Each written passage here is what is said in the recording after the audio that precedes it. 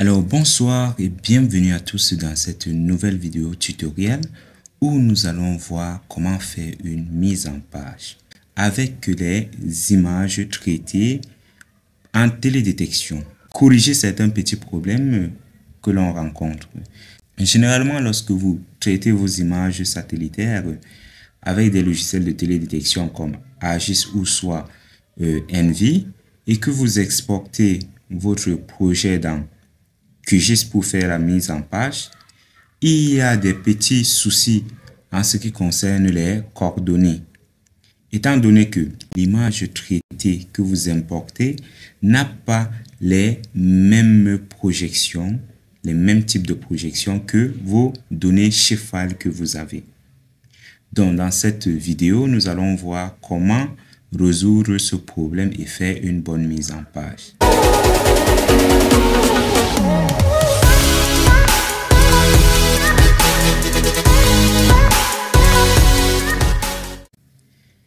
Ici, j'ai déjà un projet que j'ai fait, c'est-à-dire j'ai déjà analysé mon image que j'ai importée dans le logiciel QGIS et je vais la produire une carte de végétation.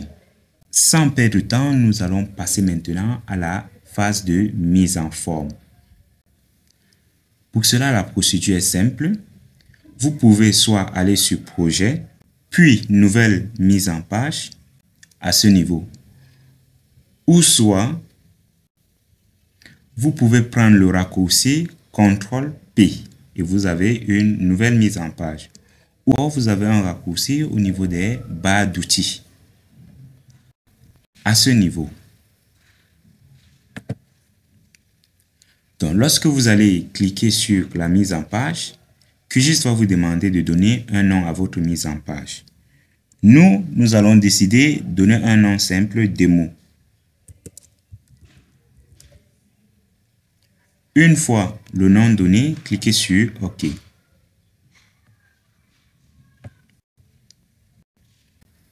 Maintenant, nous avons notre fenêtre de mise en page qui vient de s'ouvrir.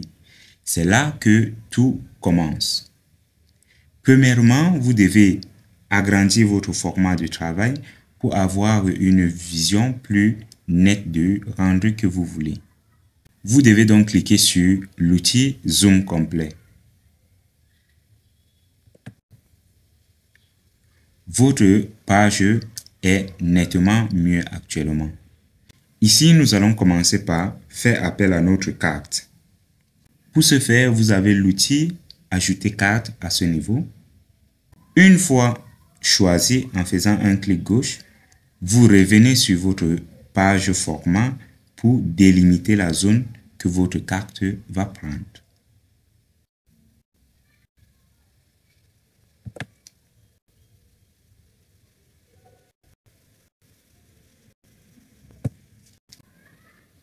Remarquez bien, je n'utilise pas toute la surface de ma page parce que j'aurai besoin des cartons, des légendes et d'autres informations à ajouter. Maintenant, vous devez jouer sur le niveau d'échelle.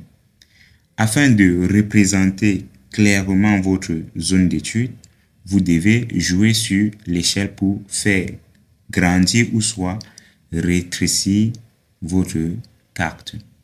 Pour ce faire, à votre droite, dans les propriétés de l'objet, nous allons nous rendre dans propriété principale, puis échelle et nous allons essayer de jouer sur l'échelle. Pour commencer, vu que notre carte est petite, nous allons commencer sur les deux premiers chiffres. Si l'on s'entend aux deux premiers chiffres qui est 1 et 0, nous allons supprimer et mettre une valeur plus petite à 10. Par exemple, 4. Puis entrer. Nous voyons que la carte a été zoomée et occupe plus d'espace maintenant dans notre carte. Nous allons aller prendre un nouveau outil. Nous allons prendre l'outil déplacer le contenu de l'objet pour pouvoir mouvoir notre carte. Donc, une fois l'objet choisi, vous pouvez venir déplacer la carte. Nous allons encore jouer sur l'échelle. Au lieu de 4, nous allons essayer par exemple 2.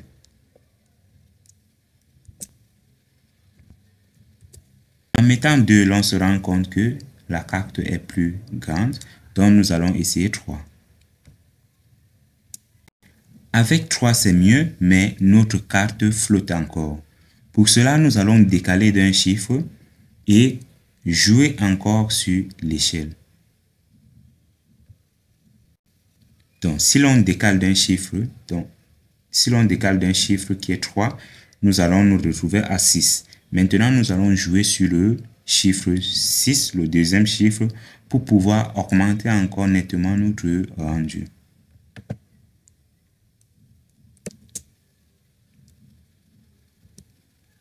Donc, au lieu de 6, nous essayons 4. Le rendu n'est pas mal, mais nous pouvons faire mieux.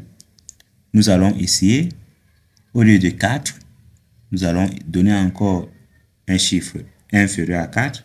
Nous allons donner 2. Jusque-là, 2 n'est pas suffisant. Nous allons donc aller à 1.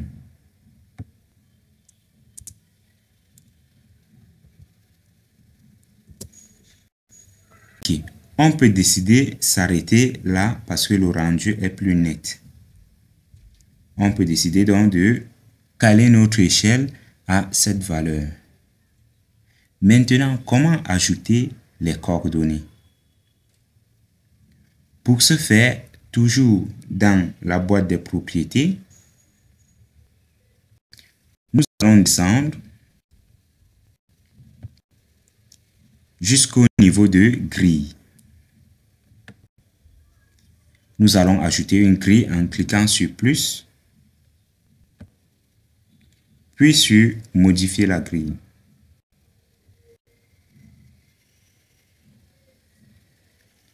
Ici, nous avons des paramètres à renseigner pour pouvoir générer notre grille.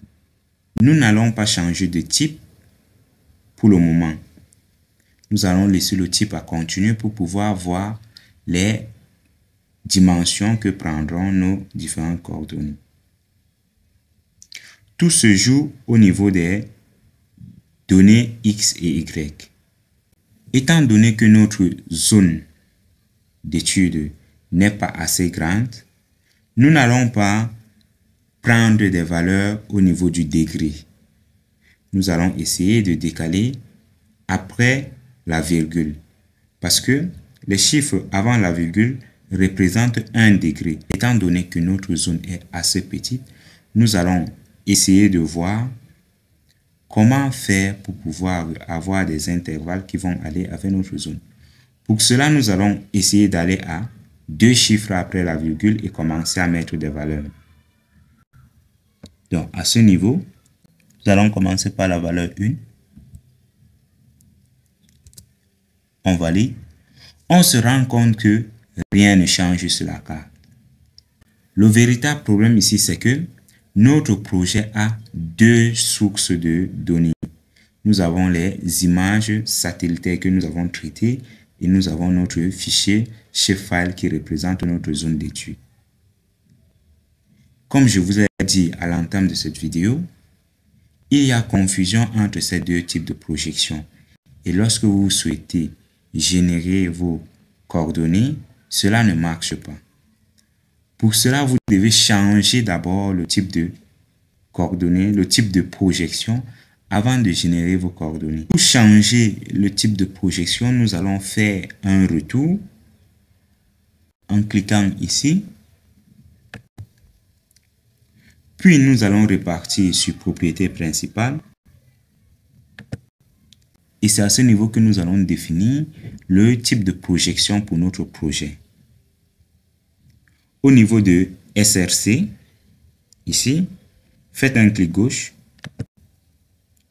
Puis choisissez la projection de votre fichier shapefile. Pour faire la différence entre la projection du fichier shapefile et la projection du fichier image satellitaire que vous avez importé, c'est que la projection des images SAT sont en UTM zone 32 ou 33 nord. À l'occurrence, le premier ici, c'est la projection de notre image SAT que nous avons analysée. Pour générer dans les coordonnées et ne pas avoir d'erreur, vous devez plutôt vous baser sur les coordonnées de votre fichier shapefile, c'est-à-dire le deuxième, WGS84. Faites-y un clic gauche. Et vous allez vous rendre compte que nous avons maintenant des tracés de coordonnées qui viennent d'apparaître, Ces lignes sont tellement rétrécies que nous allons aller les réaménager encore. Donc, nous allons repartir encore sur gris, puis choisir notre grille et cliquer sur modifier la grille. Donc, nous sommes encore de retour ici. Nous voyons que 2 chiffres après la virgule est tellement petite, donc nous allons laisser 2 chiffres après la virgule et nous allons monter encore d'1 degré.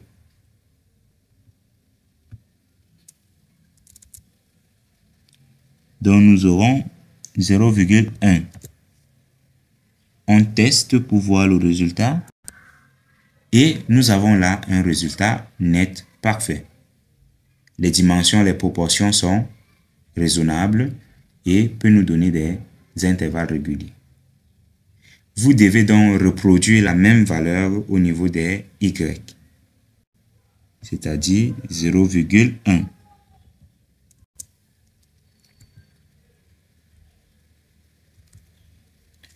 Voilà, nous avons notre système de coordonnées qui prend de la place, qui vient petit à petit. Étant donné que ces lignes de coordonnées peuvent étouffer le rendu de notre carte, vous avez 2 solutions. Soit changer le type de grille à ce niveau et prendre des croix. Là, vous aurez des petites notations, des petits croix que vous pouvez jouer sur la taille. Ou soit vous pouvez maintenir le type continu.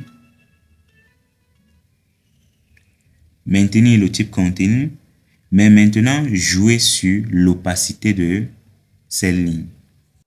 Pour ainsi jouer sur l'opacité des lignes, vous allez vous rendre au niveau du style de ligne. Vous faites un clic gauche. Puis, au niveau d'opacité ici, vous pouvez réduire et voir le rendu.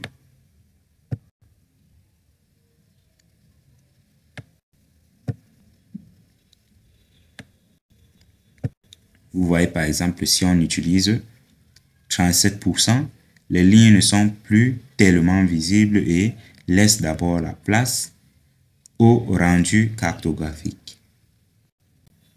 Pour nous, dans le cas de cette vidéo, nous allons prendre le type croix.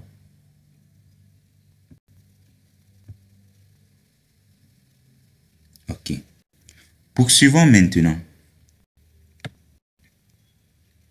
Nous avons déjà généré les écarts de coordonnées, mais jusque-là, nos coordonnées ne s'affichent pas encore. La prochaine étape, c'est au niveau de la section cadre. Vous devez donner un style de cadre à votre carte. Cliquez sur Pas de cadre et choisissez Marqueur à l'extérieur. Moi, je ne préconise pas le type de cadre zébré parce qu'elle n'est pas du tout agréable ni scientifique. C'est tout juste pour faire beau. Mais lorsque vous représentez vos cartes avec du zébré, par exemple, si je clique sur du zébré, c'est tout juste pour faire soi-disant beau, mais cela ne donne pas un aspect plus professionnel à votre. Donc, pour moi, je n'utilise jamais le type zébré. Je vous préconise d'utiliser le marqueur à l'intérieur ou soit à l'extérieur. Voilà les deux propositions de type de cadre que vous pouvez utiliser. Par exemple, nous allons utiliser le marqueur à l'extérieur. Étant donné que notre carte est couverte d'informations, si on met le marqueur à l'intérieur, cela peut passer inaperçu, personne ne pourra le remarquer. L'étape suivante, c'est de descendre jusqu'au bloc DE, afficher les coordonnées. Vous devez activer ce bloc en cochant sur cette case. Une fois couché sur la case, automatiquement vous voyez vos coordonnées apparaissent. Maintenant, vous devez paramétrer cela parce que vous voyez au niveau de la gauche et de la droite, les coordonnées sont tout droites, sont horizontales. Par contre, s'il faut faire une bonne mise en page avec ces données en horizontal, ça ne sera pas du tout joli. Donc, nous allons voir comment paramétrer cela. La première des choses à faire ici, c'est de définir le type de format. Le format le plus utilisé, c'est le DMS, c'est-à-dire degrés, minutes, secondes. Lorsque vous produisez vos cartes, le rendu final doit toujours, dans la plupart des cas, être en degrés, minutes, secondes ou soit dans la nomenclature métrique. Mais ne laissez pas cela en décimal. Les données décimales vous servent seulement pour la réalisation cartographique parce que les logiciels n'utilisent pas de degrés, minutes, secondes dans les bases de données. Ils utilisent des données décimales. Donc, nous allons changer le type de format. Nous allons ici prendre le DMS, degrés, minutes, secondes. OK. Vous voyez, nos coordonnées ont changé et prennent plus de la place maintenant. Au niveau de la partie gauche, vous allez voir ici, horizontal.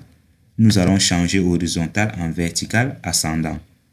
Vous pouvez prendre aussi vertical descendant. C'est à votre choix, mais le plus utilisé, c'est du vertical ascendant. Vous voyez, nos coordonnées se couchent maintenant sur notre cadre. À droite, nous allons faire la même chose. Vertical, ascendant. Voilà, nous avons maintenant nos coordonnées qui se présentent mieux sur notre carte. L'étape suivante, c'est de jouer sur la police. Vous pouvez agrandir la police si vous le souhaitez. Si vous cliquez là sur police, vous pouvez changer, mettre en gras, augmenter la taille. Mais pour moi, je laisse par défaut parce que les coordonnées ne doivent pas absorber l'information que représente la carte. Elles doivent être discrètes. Donc, je vais laisser par défaut. Une chose aussi à noter, c'est la précision des coordonnées. La précision des coordonnées, ici, je vous conseille pour une lecture plus simple de le mettre à 0. Lorsque vous mettez à 0, vous voyez que vos coordonnées ne présentent que les degrés, les minutes et les secondes. Il n'y a plus de précision après les secondes à 3 chiffres. Donc, cela vous donne un rendu plus net. Voilà, nous avons déjà paramétré maintenant nos coordonnées. Il nous faut ajouter d'autres informations supplémentaires. Il nous faut ajouter un cadre. Le cadre que vous voyez actuellement n'est pas le cadre de la carte. Si je reviens prendre l'outil sélection, déplacer objet ici, et que je clique ailleurs, vous allez voir que le cadre de ma carte a disparu, mais les coordonnées sont là. Parce que nous n'avons pas assigné un cadre pour le moment à notre carte.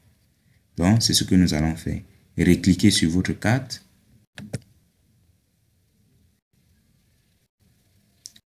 Comme ceci. Et nous allons descendre jusqu'au niveau de cadre. Vous allez cocher la case cadre. Et ici, vous allez jouer sur l'épaisseur. Pour un rendu plus net, on tolère en cartographie des erreurs de 0,2 de précision. Donc, ici, je vous conseille, au lieu de mettre 0,3, adoptez toujours la notion, la règle de 0,2. Que ce soit vos représentations à l'intérieur de la carte, par exemple les routes, etc. Choisissez toujours la règle de 0,2.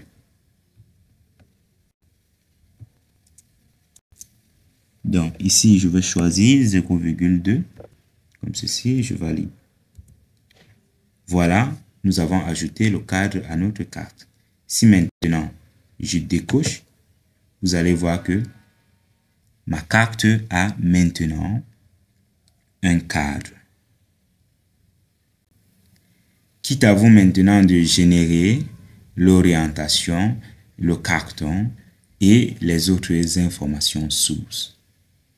Nous allons faire cela dans une autre vidéo parce que la vidéo devient déjà assez longue et assimiler sera compliqué. Donc l'objectif ici, c'était tout juste de vous montrer comment réussir la mise en page, ressortir les coordonnées lorsqu'on a affaire aux sources de données satellitaires et aux sources de données Shapefile. Il faut noter que la mise en page est la partie la plus délicate et qui détermine la qualité de rendu de votre carte. C'était tout pour aujourd'hui pour ce petit tutoriel. Retrouvons-nous une prochaine fois lorsque besoin se fera.